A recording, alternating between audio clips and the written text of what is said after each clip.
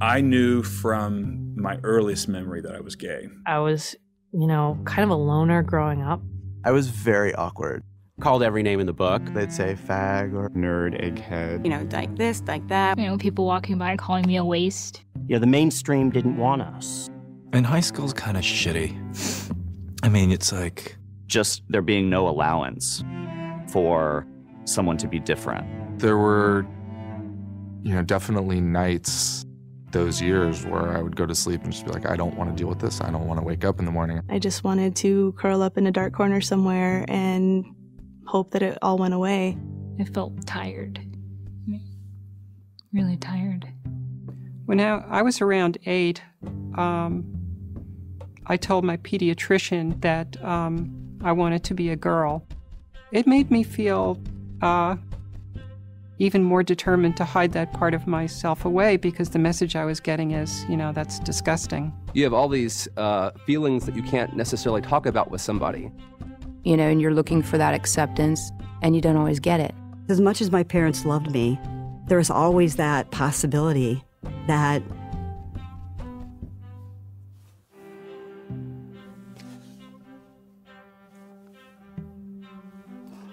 the two people that mattered most in my life wouldn't accept me for who I am. And I had this kind of story in my mind that everyone was going to lash out at me and they were going to be mad and they were going to say, oh, you're going to hell. And when I thought about that, I became very depressed, and I had actually contemplated suicide. Why am I like this? I wish I wasn't. I found a bottle of sleeping pills in my parents' medicine cabinet and took them. All of them. Just a few moments before I lost consciousness, I had a fleeting moment where I thought, if it does get better and I'm gone, then I've really screwed up. Every day is worth waking up for. You never know what's going to happen. Life changes so much.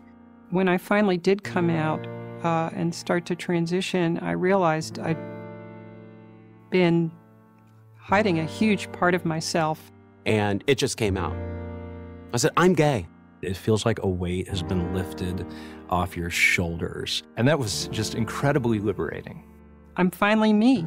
No way would I not want to be who I am, because my uniqueness is my strength. It's what differentiates me from other people. To finally be open and honest with who I am, what I want out of life, and to my surprise, it was probably one of the best things that I'd ever done. You feel every sense of freedom and every sense of this is what life is all about. Summer days at the park where all your friends are there. And going on a long run when no one else is on the street. The thrill of discovering what your career is. Or even just being here to see the sunset or the sunrise.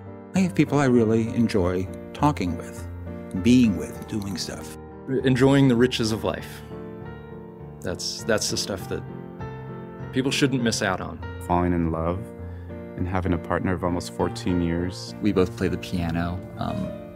He plays the viola. And someone who every night you want to say, I love you and I hope you'll sleep well. That feeling of connecting to someone so deeply. And sometimes I still shake my head, think I'm dreaming, because it got so much better than I ever thought it would be possible. Just there's no way that anyone can really, really explain that to you until you really feel it.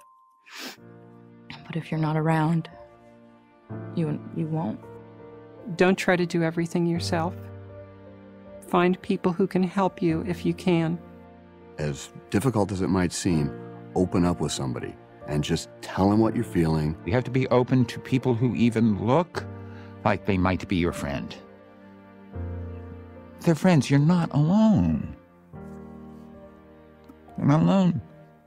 The bullies seem like the powerful people and the successful people, and the secret of the real world is they're at the peak of their power at 15 and 16.